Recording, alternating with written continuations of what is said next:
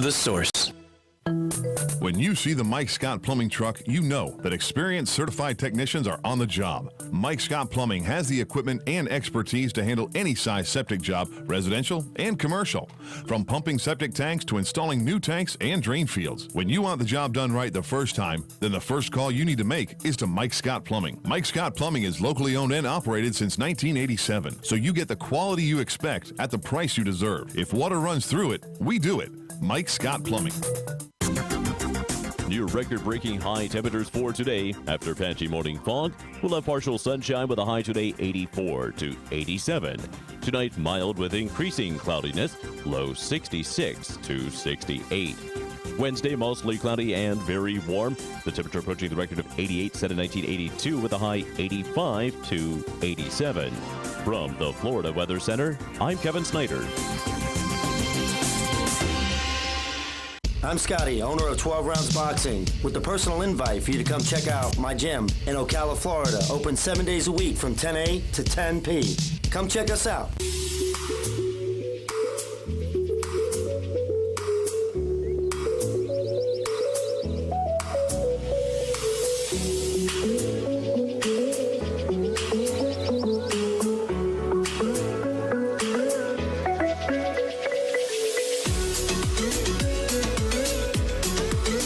Good morning. You're listening to AM Ocala Live on WOCA Ocala, The Source, 96.3 FM, 1370 AM. Good morning, everybody. Happy Tuesday. Happy Tuesday out there. Was a little foggy this morning. Looks like it's starting to break up a little bit as we're now pushing into the 70s here already for this 8:30 time here. 72 degrees currently, and pretty warm it's going to be today in the mid to upper 80s, as it looks like we'll have some partly sunny skies for today and tomorrow, with Wednesday night becoming mostly cloudy. Thursday, 50% chance of showers, and the Thursday night, another 50% chance, with Friday, 40% chance. So Thursday and Friday rain, and then clearing out to back to a beautiful weekend of mid-70s with lows in the 40s. Excellent. So it is time for news bits. Bits of news that you can chew here on The Source. And we got one that popped up that I thought was kind of interesting. Morvino moves into downtown Ocala. The restaurant will feature an extensive wine list with selections from around the world. Morvino moves into downtown Ocala. The restaurant at 11 East Silver Springs Boulevard takes over the space of the former tavern on the square. It says here, Brian Morey's dream of opening a fine wine and food restaurant took 20 years, but on Monday became a reality when he opened Morvino in Ocala. During his, it says Morey, who spent much of the past 20 years importing and distributing wines across Florida, always wanted to open up his own establishment. During his years traveling the world in search of wines, he also picked up recipes that he squirreled away to the future. Morvino will feature a selection of items inspired by Italian and Asian flavors. Quote, we bake our own bread, we make our own sausage and salad dressing in-house. We make our own pickles and sauerkraut, Morey said. He said the menu features moderately priced items, including sandwiches and wraps, to more elaborate items like macadamia nut encrusted grouper. All items on the menu are made fresh. It's very labor intensive, quote. We want people to take their time. We're not a place where you can have a meal in 35 minutes and then go catch a movie, he said. But the wine is the star of the show. Morey said has a list of more than 140 wines from all major wine-producing areas of the world, including the United States, France, Argentina, and New Zealand. The wine selections also cover a range of prices. They feature $35 selections under $35. They feature 35 selections under $35, as well as pricier vintages. The restaurant also features a full liquor bar and signature cocktail with local names, including Hilltop Grove Old Fashioned, the Ghost of East 11, and the Santos Trail Punch. Interesting. The Ghost of East 11 East, I'm sorry. The Ghost of East 11 East, and the Santos Trail Punch. For now, the location is only open for dinner, but Maury hopes to offer a lunch service in the future. More vino. I was wondering it. I saw when we were down, I think that was Friday, we were there for the Art in the Square, for the art walk. I had noticed that, and that's what it is. It's where the Tavern on the Square used to be, just across from where the square is on East Silver Springs Boulevard, 11 East Silver Springs Boulevard. More vino. Interesting. This one was kind of interesting altogether. Florida gets new algae sniffers to research how toxic algae might impact human health. So Florida gets new algae sniffers to research how toxic algae dust might impact human health. Cape Coral gets new algae sniffers to research how toxic algae dust might impact human health. A team of Florida FGCU researchers began the next phase of research Friday into the potential human impacts of cyanobacteria, the blue-green algae that periodically blankets area waterways, as it did calamitously in 2018. Behind the Cape Coral Public Works building, scientists fastened a milk jug-sized metal cylinder to an exterior wall. The first of the 4 air sample devices that will spend 2 weeks sniffing the air to determine how much algae toxin it contains and where in the human lungs it might end up. Interesting. Public wants to know about human health impact with it, considering during 2018's algae emergency, worried members of the public questioned officials about human health impacts, but answers were in short supply. FGCU responded to the challenge with a team led by water school professional Mike Parsons. He got a $5,000 rapid response grant from the Centers of Coastal Oceanic Science to look how this bacteria particles, or algae dust, behave once they become airborne. These one-cell organisms can produce cyanotoxins that are potent poisons that can sicken wildlife and sicken humans. The type the FGCU initially found is the cyanotoxic microcystine, which is a research that is implicated in liver damage and tumor growth. They later identified that the cyanotoxin from their air samples, BMMA, short for beta-methylaminoalanine, beta-methylaminoalanine, which some researchers believe that can lead to dire health problems, including Lou Gehrig's and Parkinson's disease. So the Florida city, Cape Coral, is getting to work on whether or not they can really justify how toxic this stuff can be and where it impacts humans. So that's good to know that there's some research being done just before that becomes too much in itself. Wow. Okay. Out of Ocala, this story came up from last night. A 28-year-old Ocala motorcyclist killed in a crash on Interstate 75 in Marion County. An Ocala motorcyclist was killed Sunday night in a 4-vehicle collision on Interstate 75. The crash took place around 8:30 p.m. in the southbound lanes in Marion County. Rashard Baker, 28, was pronounced dead at the scene after his 2011 Suzuki motorcycle collided with the rear of a trailer that was being pulled by a 2010 F-150 driven by Javen Couch of Terrell, Texas, Florida Highway Patrol reports. Baker's motorcycle overturned in the middle of the lane on I-75 and was hit by a 2014 Honda Accord driven by 25-year-old Kurt Helleither of Tampa. Healthaire's vehicle veered into the inside of the median and collided with the guardrail, reports say. Baker's motorcycle went into the inside travel lane where it was struck by a 2016 Toyota 4Runner driven by 44-year-old Natalia Hart of Ocala. Neither Couch, Halther, nor Hart were injured in the crash, the report says. A little sad there coming out of I-75. It can be dangerous. Just be careful. Be careful.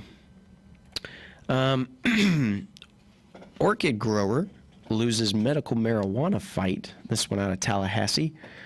A state appeals court Monday tossed out a Tampa-based orchid grower's attempt to enter the state's medicinal marijuana market, finding the nursery lacked standing to challenge 8 licenses granted by Florida health officials last year. Luis Del Favaro, Orchids Incorporated, challenged a settlement agreement between the Department of Health and firms known in the industry as one-pointers. A 3-judge panel of the First District Court ruled Monday that Del Favaro was not a party to joint settlement agreement and had not been denied a license based on any application filed. The agreement resolved administrative complaints filed by the 8 applicants and whittled the number of licenses expected to be available under a 2017 law aimed at implementing a constitutional amendment that broadly legalized medical marijuana in Florida. Basically, this person looking to grow it, Luis Del Favaro, who Orchids Incorporated was looking to grow it. Since Del Favaro was not a party to the administrative actions, it does not have standing to bring these appeals. Appeals Court Judge Scott Maker, Ross Bilberry, and Harvey J. wrote in an 8-page order. The orchid grower had asked the appeals court to nix the 8 licenses, arguing, among the other things, that the settlement was unfair and contrary to public policy because it contravenes the legitimate legislative intent of the 2017 law. Interesting. The health department is trying to give away licenses it doesn't have the authority to give away, said Del Favaro lawyer Sean Fraser.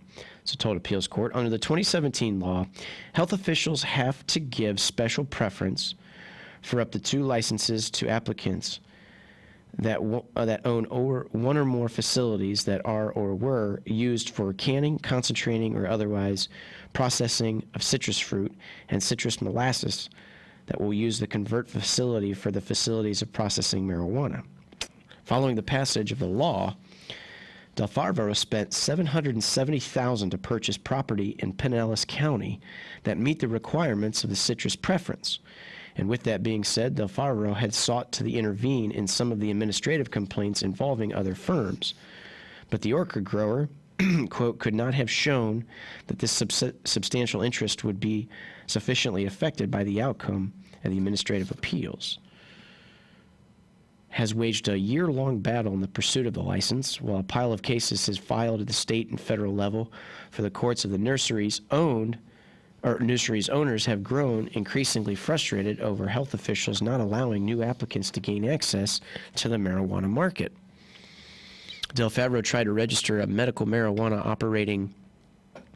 operator following a 2018 court ruling in an unrelated case that found that 2017 law was inconsistent with the constitutional amendment, the state appealing and ruling. Interesting. Overall, the state has issued licenses to 22 operators, including the 8 new operators who were granted the licenses last year, and all of the currently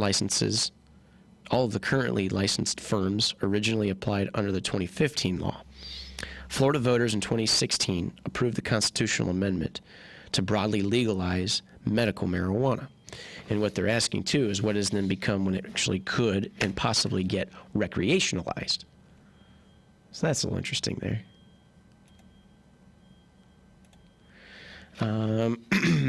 We also had, with the mention of, as we're 10 minutes before the top of the hour, doing news bits. But, yeah, interesting. Just trying to find out how convoluted a lot of this marijuana stuff is medicinally, or what they're trying to do to get it voted as recreationally. It sounds like it's nonetheless a big headache altogether. But anyway, on a lighter note, as we finish the last 10 minutes to the top of the hour, after the top of the hour, we'll have In the Garden with Carol Ann Baldwin, Master Gardener. We'll be talking with her. But before that, we got some birthdays to mention. Sheryl Crow birthday is today. She is 58 years old. Jennifer Aniston is 51. And I've been seeing in the tabloids that maybe her and Brad Pitt might be in cahoots again with each other. But Brad Pitt now winning an Oscar there, as he did on Sunday. Damian Lewis is 49. And Natalie Dormer from Game of Thrones is 38. Interesting. Yesterday we had Joe, a little midday with Joe action. We were talking about some motorcycle rides and all that good stuff. And I think he had brought up one of the times he was doing a motorcycle ride in upstate New York and the Vermont area and stuff. And I think at one point he had said he had rode and got Ben & Jerry's ice cream. And it says here, in News Attack, Ben & Jerry's will experiment with delivering 2.5 ounces of ice cream by drone. That's not enough ice cream, so Ben & Jerry will be sending a squadron of drones to my home. That's true. Ben & Jerry, they're going to try to do the delivering of goods and services with drones. Interesting. So that might just be what's going to eventually be taken over. No flying cars, folks, just drones. This one's kind of interesting. TikTokers are eating packing peanuts. What are those crazy TikTok kids doing this week? Eating packing peanuts. For those who don't know, TikTokers, it used to be Vines, but it's an app where you can make short story videos and edit it and put it together. Kind of just like funny videos and an opportunity to be creative in a sense and funny. Although now, since TikTok is more out there and it's not Vines anymore, actually, I every now and then come across some of the old videos of the Vines, and they're pretty good. TikTok, it's okay. But to film the short stories, they've been eating packing peanuts. Apparently, there are certain brands that are made of non-toxic and biodegradable materials that are safe to eat. However, according to Wikipedia, they are not produced in food-safe conditions and are not recommended for eating. So, nonetheless, just to be funny, I guess they're just eating these packing peanuts, which I remember some people saying that they were, like if they come in contact with water, they're real quick to dissolve and made of plant-based materials and stuff like that. But where they're getting made is probably a dirty little facility. Anyway, the 3 most expensive sports for kids. This is interesting because I've got a 2-year-old and he's starting to take interest in kicking the soccer ball around, soccer rocker, and shooting little basketball hoops in his little tykes.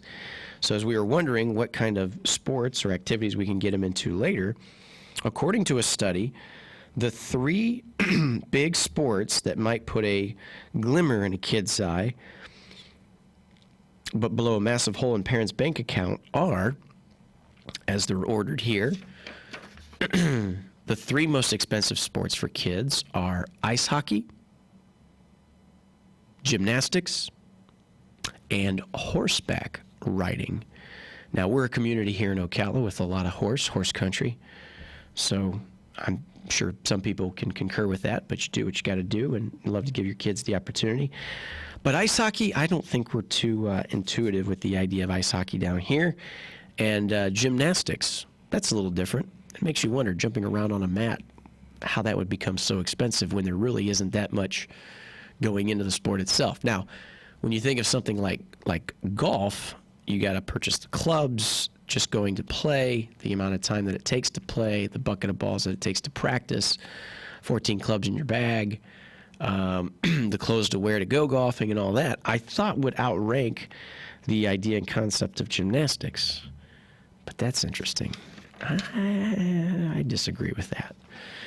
I'd like to look up more about that study. We get that a lot where there's a study and you're wondering more about where this study came from and if it's actually true. Wacky but true. Burglar left behind notebook. In Tennessee, a well-organized burglary suspect was busted when he dropped his notebook at a break-in. His crime journal included other homes he had broken into, notes for his daughter, and his daughter's address. Interesting. So he left behind a notebook that was eventually taken as evidence to some of the burglary that he was already suspected for. Interesting. Notebook. Crime journal. Dear diary. This one's pretty good here. It says, Jeff Probst approached People about a celeb Survivor. Survivor host Jeff Probst said that he's approached some celebrities about appearing on the show, filming, and work schedules are a roadblock to allowing them the time to possibly compete on CBS's reality series. To film a full season of Survivor would require a 39-day commitment. So I know that they were trying to do a Celebrity Survivor, and with that being said, it's hard to get people to commit considering that their schedules are so busy. That sounds like an excuse to me. That's what that sounds like. Yeah, sure. Oh, I love to do Survivor. I'm just too busy. I'm too busy to starve myself and be on camera and get attention. Nonetheless. Anyway, that wraps it up for News Bites as we're coming up to the top of the hour. We've talked a little bit about what was going on with the change in Major League Baseball, or the proposed change in Major League Baseball. We talked that even with Galen. And we also mentioned some other stuff that was going on in Ocala, like the Morvino that moves into downtown Ocala on 11 East Springs Boulevard. Talked all about that stuff. And when we come back, we'll be doing In the Garden with Carol Ann. And we'll have the phone lines open if you had any questions about what you need to grow and with the weather and what to expect with the weather, with the rain coming later in the week. Give her a call, 622-9622. As we come now to the top of the hour, you're listening to WOCA Ocala, 96.3 FM, 1370 AM The Source. And we're streaming live on YouTube Live, WOCA The Source Radio. Bada boom. We'll be back after this.